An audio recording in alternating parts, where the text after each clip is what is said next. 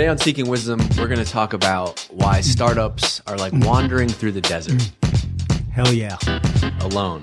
Boom.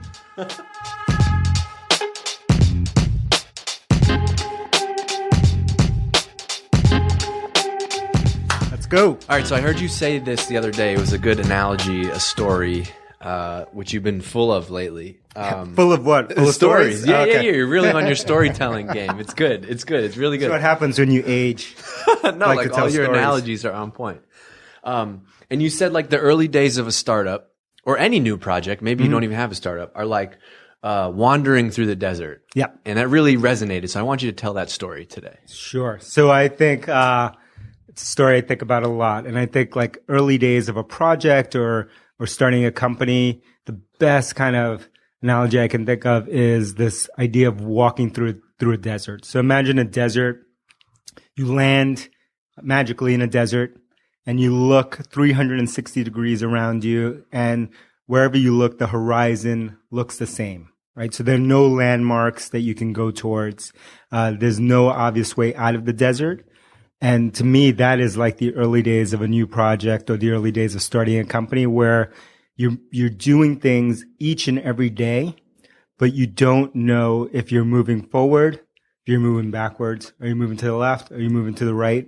In other words, you don't know if the thing you did got you closer to your end goal or got you further away from that end goal. Yeah, I think that's great because if you think about it, you have no idea.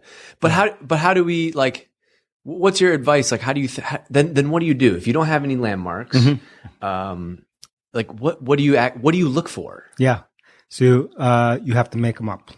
The short answer, you make them up. See, this is why I want to have this because this is not an answer that people want to hear, right? You make them up, and people don't want to hear them. No, you're supposed to have a plan. You're supposed to have an Excel sheet that you can punch in the formula, and it's going to show you that after 3 months you're going to be here, and then 6 months here. Exactly. The closer you are to an MBA or a doctor or an engineer, the more that you want things to line up on an Excel spreadsheet. You want a concrete plan, and in this phase, you have to recognize that you're going to have to make some best guesses. And maybe some of them are based on your intuition, on the positioning of the sun, or something you remember as being a little Cub Scout that you're going to make some guesses on. And then based on those guesses, you're going to set some goals, like the number of steps that you may walk each day, the number of, hours that you move and the number of hours that you sleep. Whatever your goals are, you're going to make them and you're going to set daily, hourly, weekly goals that you can achieve that ideally get you out of this desert. Yeah, I think that's a really good point because a lot of people will hear this and say like, "Oh, you're not data driven or whatever." But in the absence of data, like all you're doing is tracking everything as it's happening, and then you're going to reevaluate. I think what people forget all the time is that data is a lagging indicator, right? So data is the equivalent of looking in the rearview mirror, and you driving a car, if you're going 2 miles per hour, only using your rearview mirror can work well. But the faster you go and the faster you accelerate, the harder it is. So try driving 50 miles an hour, 100 miles an hour, full speed, only using your rearview mirror. And that's the equivalent of only relying on data. There's some extrapolations you can make, but those are past records of past performance, right? All right. So I want to talk about hiring based on this topic. Sure. If you don't know where you're going, there's no landmarks. Yeah.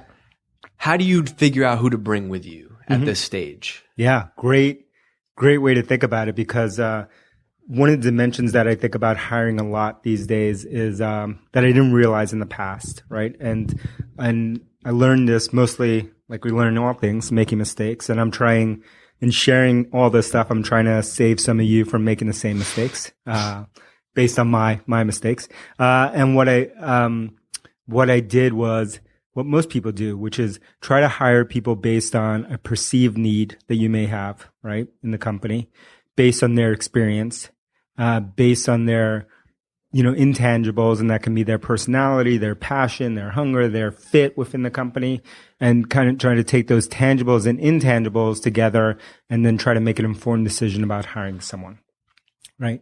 The thing that I didn't realize was just as important, and most people miss it, is this third dimension. And this third dimension is the stage. So you can hire, and I have hired people who were great experience, great fit, great teammate, perfect person. Everything was great.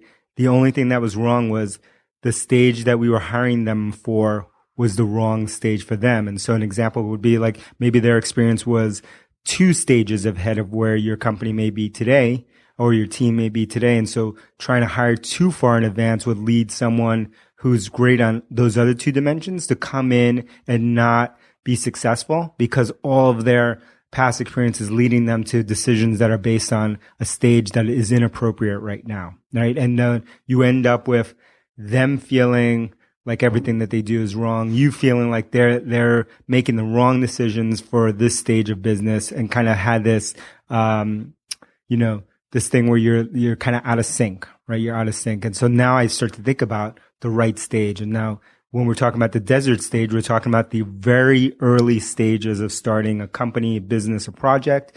And then you really have to think hard about this stage appropriateness. And is this the right person to bring in at this stage? Yeah, I think stages is something that you talk about a lot. And I think that's a really good way to think about things. It's just always a reminder of like what you're doing based on the stage that you're at. Totally. And I think it's, to me now, having experienced it, it's like one of those simple but not easy things. It's one of those like, oh yeah, it's obvious they should be at the right stage. But then when I talk to everyone and I look at past performance, including my own, nobody actually does it. It's just, again, like I always say, it's like, just like losing weight, eat less. Okay. Nobody does it.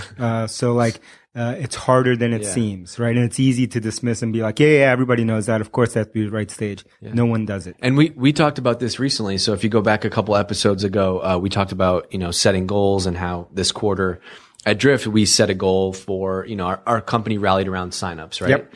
Now, if you take a company, a big public company, and you rallied them all around signups, like that company would go to shit. Totally. Different stage. And that worked for us. That was kind of back to the idea of being in the desert. That was how we could set, based on some intuition, some past experience, some arbitrary, and they were completely arbitrary goals. Why is it 1,000, business users? Why is it 2,000? Why is it 5,000? How do you guys come up with these numbers? It doesn't matter. It doesn't matter really at the end of the day. What we needed was some goalposts to be aiming at to kind of lead us in the right direction. And now, having done that, lead us out of the desert and lead us to where we can see the horizon and now look at the mountain ahead of us and look at, the mountain after that, and now begin to optimize and say, what is the best path up this mountain? That's a totally different stage than we were in before. Yeah. And that's what we did, right? We set a goal kind of based on some we licked our finger and kind of checked which way the wind was going. Yeah. And then based on some benchmark conversion rates. And then now we're looking at Q3 and we just kind of okay, we have a benchmark now. Now we can, and it's every month, every quarter, we're going to keep adjusting that goal.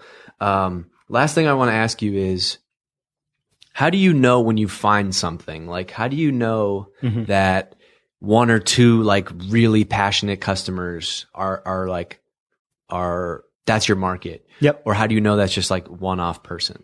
Well, in the desert, it's hard because you're, like you say, it's small sample size. So it's going to be 1, 2, 3, 10, 50, whatever the number is. And so it's hard.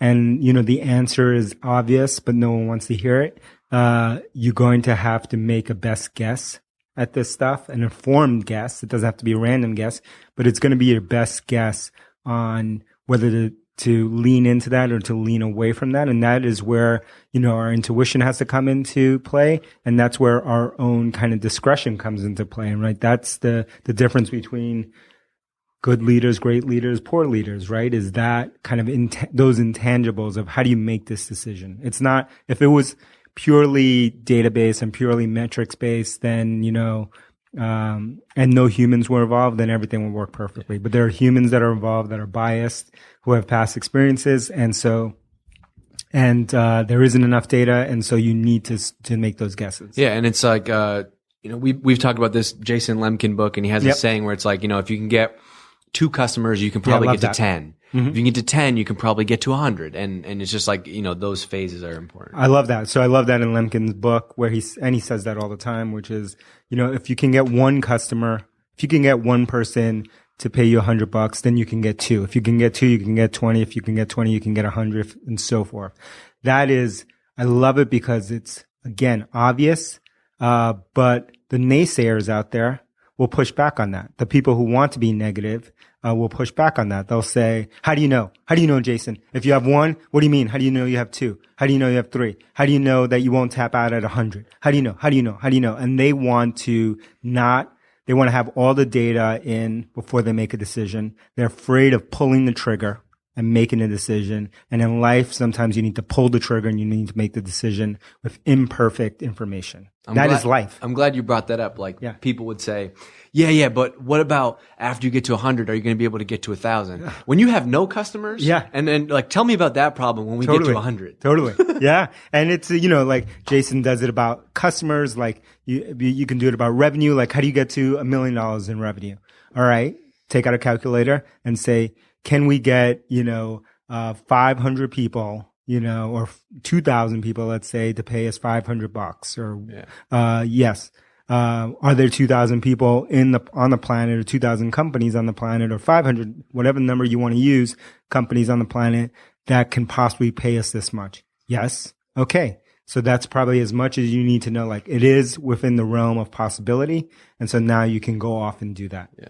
Cool. All right. We got to wrap because after this, you're going to do a little podcast cheating. You're going on Buffer's new podcast, which will be fun. All so keep an eye out for that. We're going to inject some Seeking Wisdom into Buffer. Please do. And also just a quick shout out. So thanks for all the support for the show, but also everybody's kind of, we've run into a lot of marketers and salespeople kind of rallying around this movement about, we started it with no lead forms, but it's really kind of transpired into like this treating people like people and, one-to-one relationships when it comes to marketing. So it's awesome to see everybody like tweeting and sharing links with us about that stuff. So keep sending it. Yeah. And we're just not two guys on the end of a podcast. Like reach out to us, send us email, hit us up on Twitter, hit us up anywhere that you can find us online. And we'd love to talk to you and we'd love to get feedback. And we're here to learn just as much as you are.